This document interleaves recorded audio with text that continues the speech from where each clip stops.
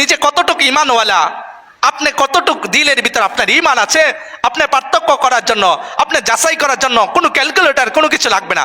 শুধু এইটা দেখেন, রাসূলকে গালি দিছে, এই দৃশ্য আমার কানে আসছে, এই আওয়াজ আমার কানে আসছে, এই ছবি আমার কানে আসছে, তারপর আপনার দিলের ভিতরে কি প্রতিক্রিয়া আসছে, আপনার দিলের ভিতরে কি প্রতিশোধের আগুন জ্বলছে কিনা, আপনার কলিজার ভিতরে রক্তক্ষরণ হয়েছে কিনা। যদি রক্তক্ষরণ হয়ে থাকে, দিলের ভিতরে এক পেরেশানি আইসা থাকে, বলেছে তাহলে আপনি মুমিন। আর দিলের ভিতরে যদি আপনার রক্তক্ষরণ না হয়, প্রতিশোধের আগুন না জ্বলে থাকে, এটাকে অন্য অন্য খবরের মতো স্বাভাবিক মনে করেন, তাহলে আপনি এখনো পরিপূর্ণ মুমিন হন নাই, এখনো আপনি মুমিন হন নাই, এখনো এই ঈমানের ভিতরে মুনাফিকের গন্ধ আছে।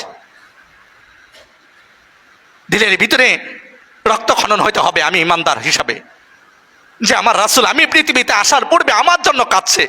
আরে পৃথিবীতে কে আছে? আপনার বাবা মা। আপনি পৃথিবীতে আসার আগে আপনার জন্য কাঁদছে এমন বাবা মা পৃথিবীতে আছে? কিন্তু আমার রাসূল আরো 1450 বছর আগে আমার আপনার জন্য কাঁদছে, আমার আপনার জন্য দোয়া করছে, আজও কাঁদে, আজও দোয়া করে, কাল কিয়ামতের ময়দানে, হাশরের ময়দানেও আমার আপনার জন্যই কাঁদবে। মুসলিম শরীফের ভিতরে হাদিস আছে, আল্লাহ রাসূল সাল্লাল্লাহু আলাইহি ওয়াসাল্লাম একদিন সাহাবায়ে কেরামকে লক্ষ্য করে বলতেছে, আমার ওই ভাইদের সাথে আমার কবে সাক্ষাৎ হবে, আমি আমার ওই ভাইদেরকে কবে দেখবো, আমি আমার ওই ভাইদেরকে কবে দেখবো।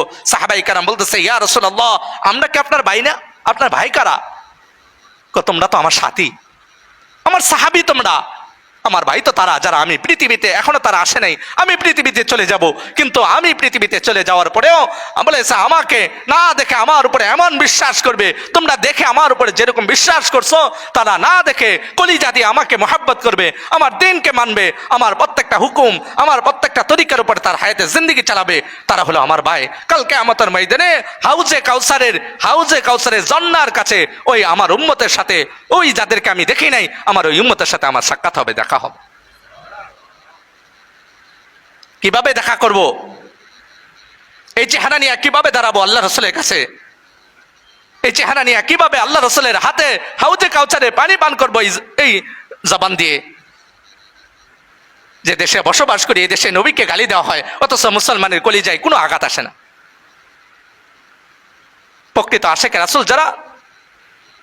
যারা নবীকে গালি দেয়, নবীর শানে বুস্তাকি করে, পৃথিবীতে সবচেয়ে বড় ঘৃণার পাত্র, মানুষের দিলের ভিতরে সবচেয়ে বড় দুশ্মন, মানুষের দিলের সবচেয়ে বড়, মানুষের জানের সবচেয়ে বড় দুশ্মন ওই ব্যক্তি হবে যে নবীকে গালি দিবে। যদি নবীকে গালি দেওয়ার পরে ওই ব্যক্তি আপনার কাছে পৃথিবীর সবচেয়ে বড় দুশ্মন না হয়, পৃথিবীর সবচেয়ে বড় ঘৃণিত ব্যক্তি না হয়, তাহলে আপনি এখনো পরিপূর্ণ মুমিন হতে পারেন।